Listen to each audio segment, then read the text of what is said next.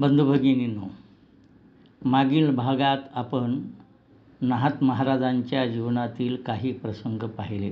त्यांचे जीवन अत्यंत विशाल आहे, म्हणून या दुसऱ्या भागात त्यांच्या जीवनातील काही प्रसंगांचा थोडक्यात उलगडा करण्याचा मी प्रयत्न करणार आहे.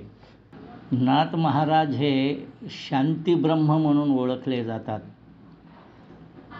कोणी कितीही राग आणण्याचा प्रयत्न केला तरी ते रागामध्ये येत नसत, आणि म्हणून त्यासाठीच त्यांची परीक्षा पाहण्यासाठी गावातील काही व्यक्तींनी ज्याच्या मुलीचे लग्न ठरले होते त्याला नाथांच्याकडे तू जाऊन त्यांना राग आणशील तर तुला आजच्या परिभाषेतला शब्द वापरायचा झाला तर 200 रुपये देऊ.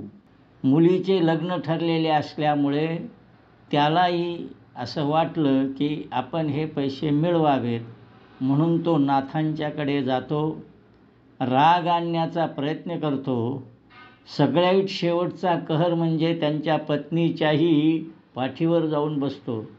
तरीसुद्धा नाथ महाराज पत्नीला म्हणतात की बाळाला सांभाळ, आणि ती माऊलीही इतकी एकनिष्ठ पतिव्रता की तीही म्हणते की मला मुलांना सांभाळण्याची सवय आहे.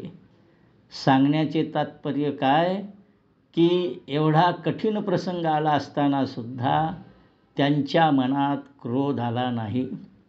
दुसरेही आणखी एक उदाहरण सांगितले जाते की एक यवन त्यांच्या अंगावर अनेक वेळा थुंकला तरी स्नान करायला परत जाऊन येत, आणि शेवटीला तोच शरण आल्यानंतर त्यांना सांगितलं की तुझ्यामुळे मला 21 वेळा स्नान झालं.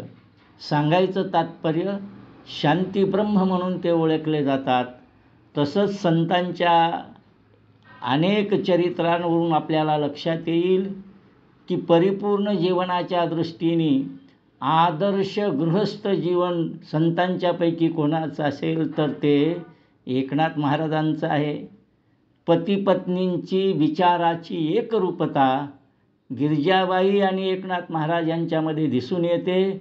म्हणजे त्यांचं कौटुंबिक आदर्श जीवनही होतं हे यावरून आपल्याला लक्षात येईल. धर्म, अर्थ, काम आणि मोक्ष हे चतुर्विध पुरुषार्थ त्यांनी यथार्थ रीतीने आपल्या जीवनात उतरविले होते, असं आपल्याला एकंदरीत त्यांच्या जीवनाकडे पाहताना म्हणता येईल. भागवत हा ग्रंथ त्यांनी काशीला जाऊन लिहिला.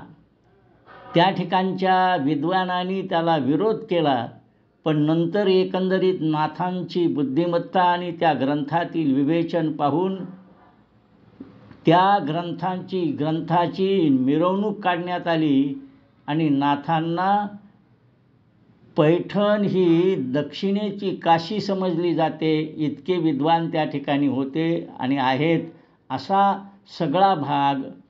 आणि नंतर नाथांना त्या ठिकाणी आपल्या या भागवताची काढलेली मिरवणूक काशीमध्ये, म्हणजे त्या ठिकाणच्या विद्वानांनी सुद्धा नाथ महाराजांचं एकंदरीत वाङ्मय आणि कर्तृत्व मान्य केलं.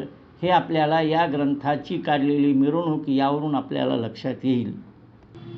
ज्ञानेश्वर माऊली असं म्हणतात, जे जे भेटे भूत ते ते मानिजे भगवंत, हा भक्तियोग जाण माझा. याचा अर्थ सर्वाभूती एकच परमेश्वराचा वास आहे. हे आमचं भारतीय जीवनातलं सूत्र नाथांच्या जीवनात केवळ बोलण्यातून नव्हे तर व्यवहारातून सुद्धा उतरलेलं होतं. म्हणून काशीहून आणलेली गंगेची कावड रामेश्वराचं मंदिर जवळ दिसत असताना आणि वैशाख महिना होता, गाढव पाण्याविना तडफडत होतं, तर ती काशीची कावड त्यांनी त्या गाढवाच्या मुखामध्ये टाकली. सांगायचं तात्पर्य ते गाढव त्यांना दिसलं नाही तर भगवंतच त्या ठिकाणी त्यांना दिसला. म्हणजे चराचरातल्या भगवंताचा साक्षात्कार त्यांना झाला होता. हेही आपल्याला या उदाहरणावरून लक्षात. नाथांचं वाङ्मय हे विपुल स्वरूपाचं आहे. विद्वानांच्यापासून ते सामान्य जनतेपर्यंत ते लोकप्रिय होतं याचं कारणच त्यांनी सामान्य जनतेच्या भाषेमध्ये ते उतरविलेलं होतं. त्यांनी लिहिलेल्या ग्रंथांची नावच जर थोडक्यात पाहायची झाली तर चतुश्लोकी भागवत, नाथ भागवत याचाच अर्थ श्रीमद भागवत हा जो ग्रंथ आहे हा संपूर्णच्या संपूर्ण आणण्याच्या ऐवजी त्यामधला 11 स्कंद, 12 स्कंदाचं भागवत आहे, त्यातला केवळ 11 म्हणजे 11वा स्कंद निवडून तत्त्वज्ञानाचा विचार त्यामध्ये आहे. त्यामध्ये भगवान श्रीकृष्णाने अर्जुनाला सांगितलेली गीता ही आपण वाचतो आणि आपल्याला माहीत आहे. तर या भागवतामध्ये उद्धव गीता आली आहे, म्हणजे भगवान श्रीकृष्णाने उद्धवाला केलेला उपदेश आहे. याचाच अर्थ हा उद्धवाचा उपदेश मराठीमध्ये आणताना आणि तो ग्रंथ पाहताना आपणास निश्चितच ज्ञानेश्वरीची आणि गीतेची आठवण झाल्याशिवाय राहणार नाही. सांगायचं तात्पर्य, तत्त्वज्ञानाचा विषय भागवताच्या रूपाने त्यांनी मराठीमध्ये आणला. त्याचप्रमाणे त्यांचे जे अन्य ग्रंथ आहेत, चिरंजीव पद आहे, शुकाष्टक आहे, आनंद लहरी आहे, असं विपुल स्वरूपाचं वाङ्मय जवळजवळ 75,000 ओव्यांचे एकंदरीत ग्रंथ त्यांनी लिहिलेले आहेत. आणखी एक महत्त्वाचा प्रसंग म्हणजे एकनाथ महाराजांच्याकडे काम करण्यासाठी असलेला श्रीखंड्या नावाचा गडी हा दुसरा तिसरा कोणी नसून प्रत्यक्ष पांडुरंगच होता अशी श्रद्धा. याविषयीचा प्रसंग असा सांगितला जातो की एका गृहस्थाला लक्ष्मी प्रसन्न झाली. ती प्रकट झाल्यावर त्या गृहस्थाने असं म्हटलं की माते, तू एकटीने मला दर्शन दिलंय, पांडुरंग परमात्मा कुठे आहे? त्यावेळेला त्या माऊलीने असं सांगितलं की ते आता पंढरपुरात नाहीत, तर ते पैठणात आहेत आणि नाथांच्याकडे श्रीखंड्या नावाचा जो गडी आहे त्याच्या रूपाने ते नाथांच्या घरी काम करतात. कोणकोणती कामं करतात बरे? सांगितलेलं प्रत्येक काम ते करतात. त्यामध्ये महत्त्वाचं काम म्हणजे आजच्यासारखे नळ नव्हते, तर गोदावरीचं पाणी आणून हौद भरणं हे सुद्धा काम तो श्रीखंड्या करत असे. सांगायचं तात्पर्य की हा श्रीखंड्या पाहण्यासाठी म्हणून तो गृहस्थ ज्या वेळेला पैठणात आला आणि प्रत्यक्ष त्यांनी पाहिलं ते श्रीखंड्यालाच, पण त्यांनी सांगितलं श्रीखंड्या कोण आहे काय नाही, नाथांच्याकडे जाऊन पहा. आणि नाथांनी सांगितलं की श्रीखंड्या नावाचा गडी आत्ता तुमच्या समोरून गेला तोच. सांगायचं तात्पर्य, तेव्हा नाथांच्या लक्षात आलं की आपल्या घरी प्रत्यक्ष परब्रह्म परमात्मा परमेश्वरच या ठिकाणी माझी कामं करतो. मग मलाही त्यांनी आता नव्याने दर्शन द्यावं अशा प्रकारचा आग्रह त्यांनी धरला आणि खंड्यारूपी पांडुरंगाचं दर्शन, खंड्याच्या रूपात पांडुरंगाचं दर्शन त्यांना झालं.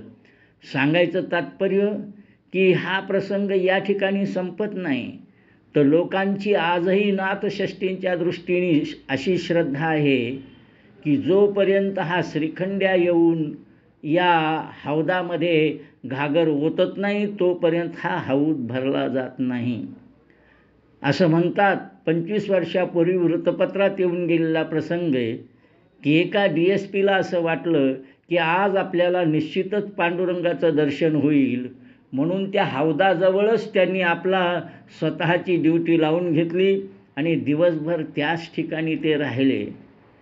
ज्या व्यक्तीच्या घागरीने तो हौद भरला त्या व्यक्तीकडे पाहिल्यानंतर दर्शन घेण्याची त्यांची इच्छा झाली नाही.